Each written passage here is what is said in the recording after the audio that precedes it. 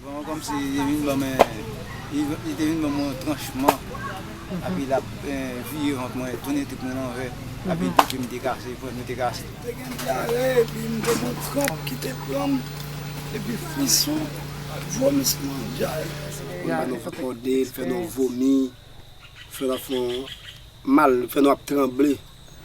Je me parle dans l'hôpital, là où elle pas tellement fatiguée, je me dis qu'il a un peu de sérum, il pas tout. Je te dis que je vais me mettre pénicille pour encore retourner. Je te dis que je sérum pour me venir quand je ne pas fatiguer comme pas tourner. Il faut qu'on mort. Il faut me dire que je suis mort, c'est pas cool.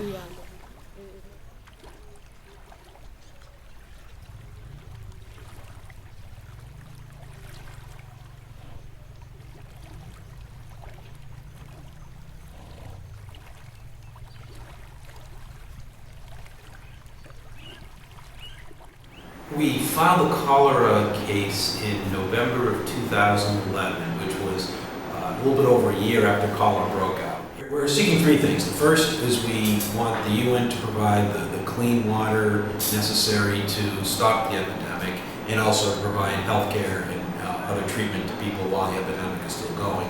Second, we're asking for compensation for the victims' losses. And third, an apology.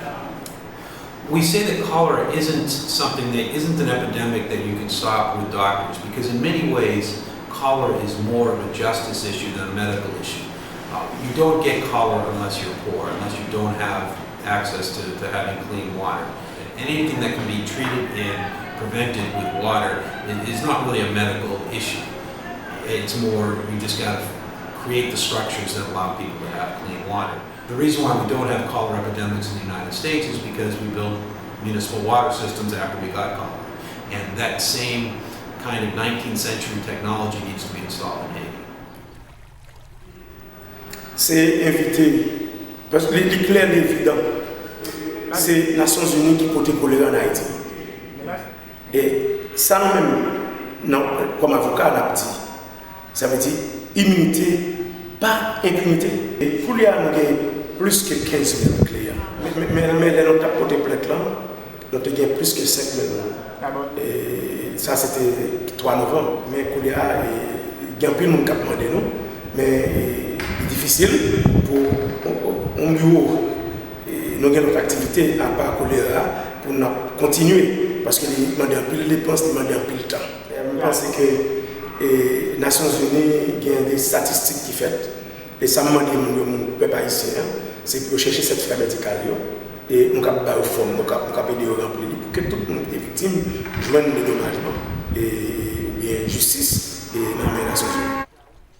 We decided it was actually essential for lawyers to get involved because that was the only way that the UN was going to be required to take responsibility for its wrongdoings. You can't go into a situation that you know is vulnerable, act recklessly, and then say that the vulnerability, that your recklessness isn't at fault, it's a vulnerability.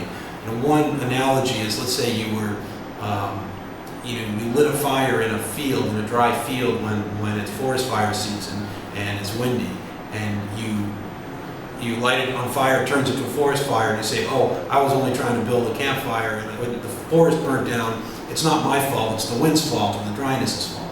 That's obviously not a legal excuse. And so the UN cannot hide behind the weakness in Haiti's infrastructure that it knew about beforehand as an excuse not to take responsibility.